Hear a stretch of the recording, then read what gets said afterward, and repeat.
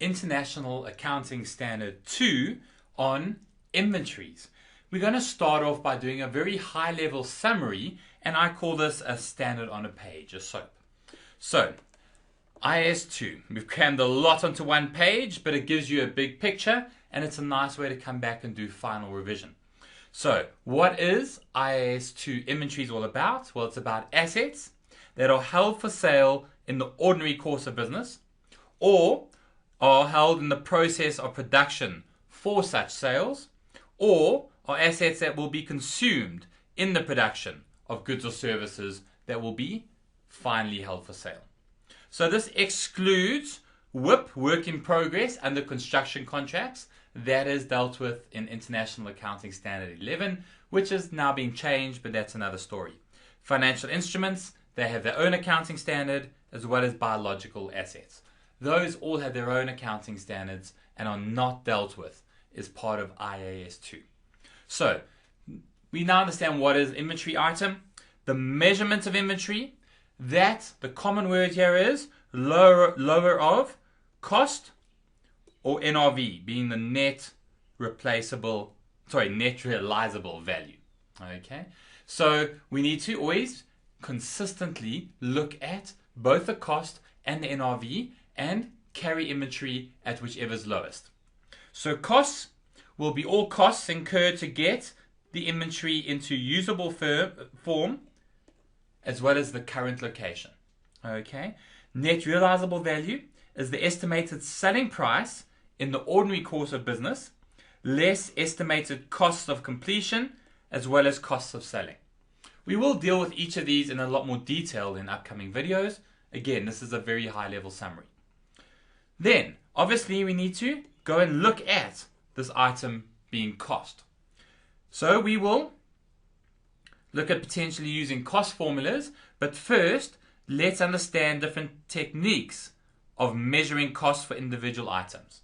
Here, if we are producing en masse huge amounts of homogeneous product, right, then we'll need to have some type of approximation process or a cost allocation process. And here we'll look at, or the standards often talk about, either standard costing or the retail method. Standard costing, here we're going to set standards in terms of inputs, so we'll predefine what a standard input should be in terms of the quantity of material, the number of hours to complete that item, as well as the related costs. So we'll set these standards, which are all estimates and are set in advance of production. But this standard costing must approximate real cost, so we must continually assess this, right? Again, not really dealt with in huge detail in IAS 2. You'll need to go and do a course on standard costing. Excuse me. Then the retail method. The retail method takes the selling price of the items and assumes a constant markup percentage. And we can then say, well, the selling price or selling value of inventory is XYZ. Take out our standard markup percentage, and then we are left with the approximate cost of sales. Now, this can only be used in certain circumstances. Again, watch the future video on that. Then, let's look now at cost formulas. The two most common ones here that you need to understand are the weighted average formula and the first in, first out formula.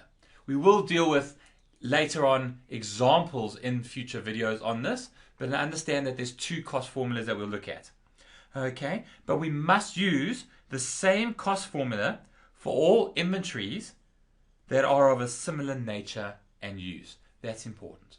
Okay, I can't choose, well, my inventories in the Johannesburg branch will be carried at weighted average, but the inventories in the New York branch will be carried on the FIFO basis. Can't happen like that.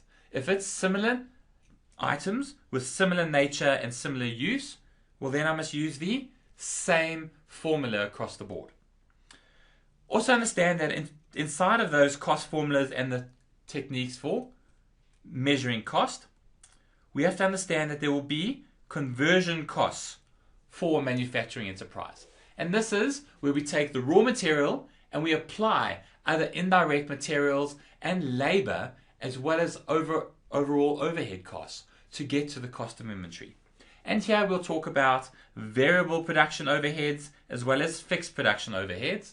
The principle, however, is that you must exclude abnormal wastage because these fixed production overheads are going to be based on normal capacity. Okay, so a lot of information thrown at you, very big picture. You'll probably come back to this video after working through everything else to get a big picture once again and finalize your knowledge on IAS 2. We will deal with each of these areas in a lot more detail in the upcoming videos. Just a starting point for now. Thank you.